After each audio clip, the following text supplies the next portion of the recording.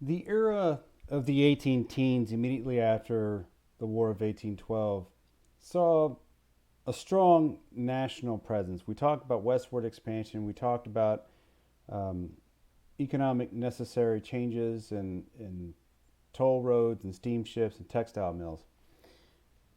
One of the things that was becoming obvious, though, was this national pride because the United States had won another war, a second war for independence, if you really think about it, against the British. And the idea of growing nationalism was very high. And the Federalist Party was pretty weak by this point and would eventually cease to exist. But what was also true was that there was somewhat of a growing resentment of the Virginia stranglehold on the presidency. Every president to this point in American history had been a Virginian. And so, or except for John Adams. But otherwise, though, um, Thomas Jefferson named his Secretary of State James Madison. It's almost like he handpicked his successor. James Madison would win the presidency. He would name James Monroe his Secretary of State, another Virginian. It's like you're almost handpicking your successors. And what became obvious in the 18 teens as James Monroe would eventually easily win the presidential election, um, it became obvious that as he was making a goodwill tour, even throughout the Federalist stranglehold of the Northeast, he'd made his way around Boston. He was received in his goodwill tour exceptionally well, even though he was in quote unquote enemy territory, so to speak. Um, he was received enthusiastically, as a matter of fact.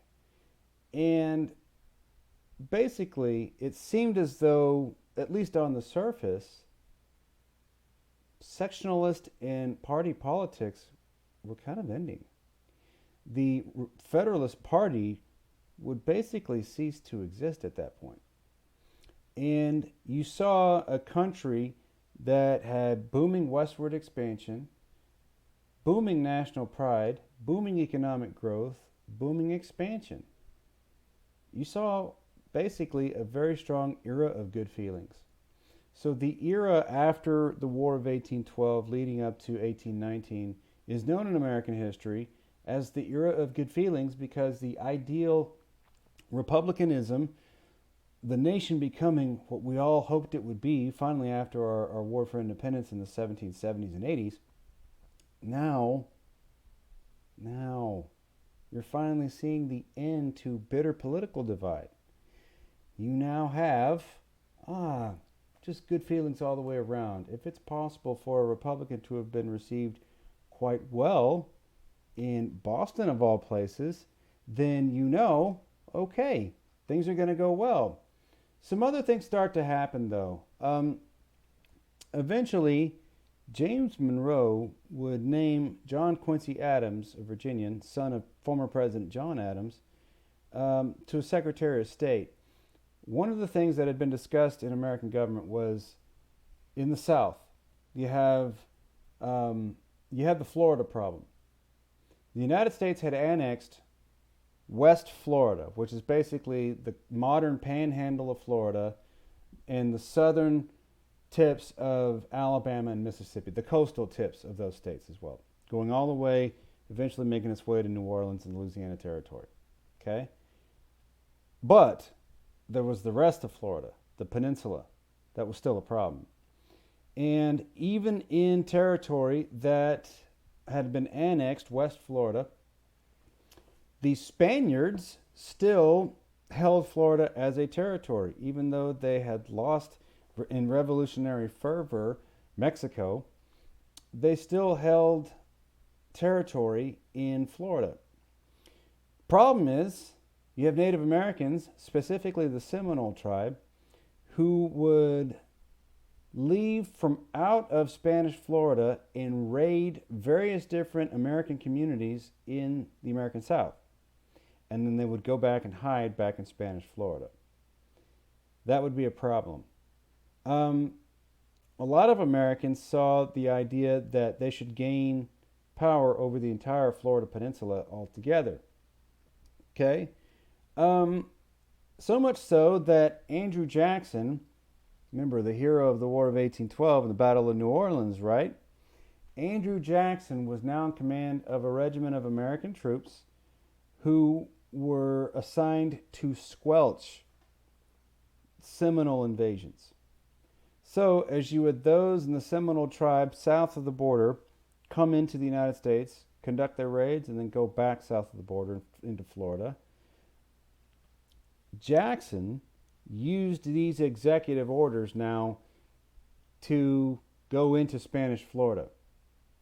So you would think invading a different sovereign nation would not be just for cause. But since those from that other nation invaded you first and wreaked havoc in your country first, that was now seen as affecting and now obliging by international law. Now, hey, they went into you, went back. Now you have international legality to go ahead and go chase after them. Andrew Jackson would go into Florida and he would seize Spanish forts, especially throughout northern Florida. And this idea became known as the Seminole War.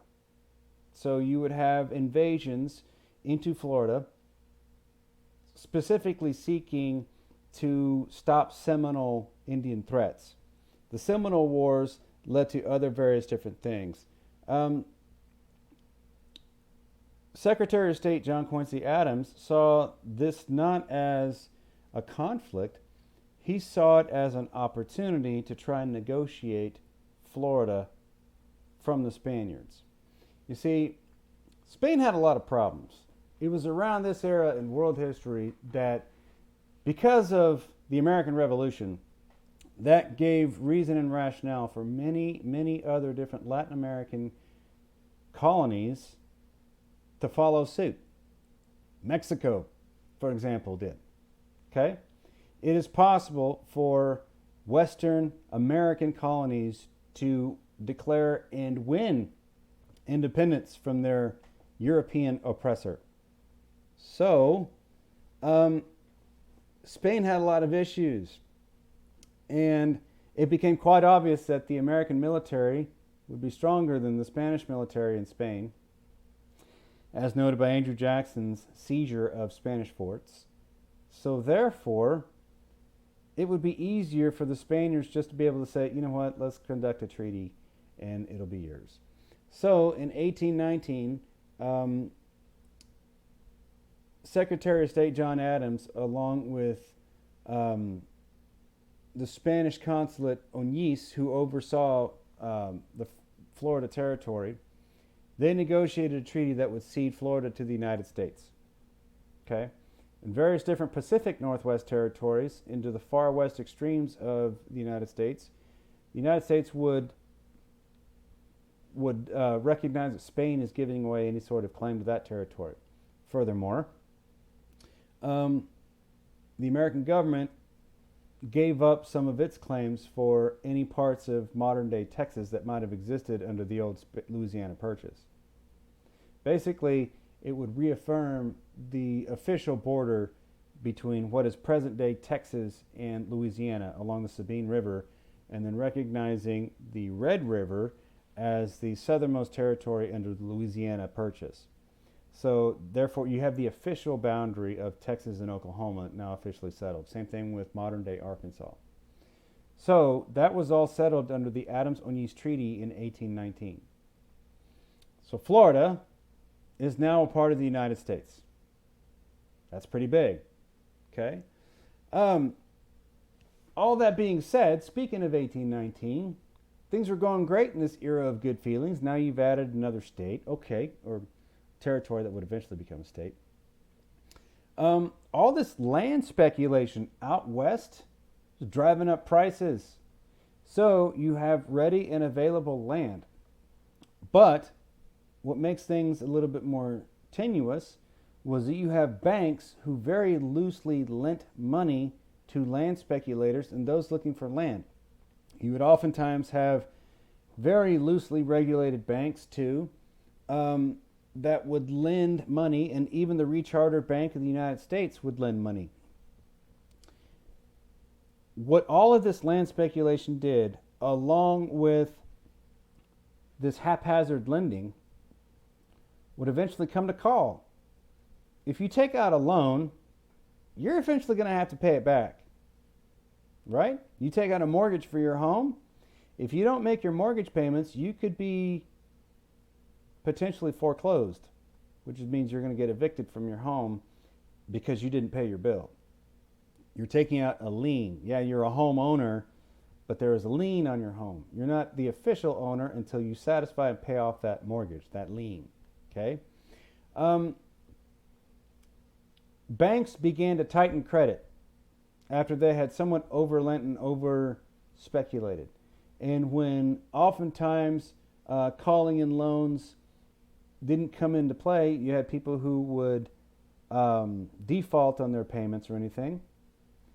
You would have a significant number of foreclosures. And whenever you have foreclosures, banks who lend out money and don't ever get it back, they're going to go broke. So what you saw was a closure of many different state banks across the United States, and that resulted in a lending panic. A financial panic would eventually ensue because you had a severe tightening of credit because things were too loose ahead of time. So the Panic of 1819 happened as a result of tightened lending restrictions because of too loose lending opportunities and a failure to pay.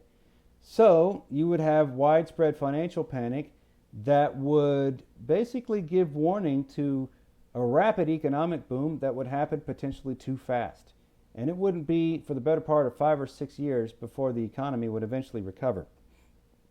But what the Panic of 1819 did was it helped Americans realize that westward expansion and the idea of growth is here to stay. We are going to expand no matter what.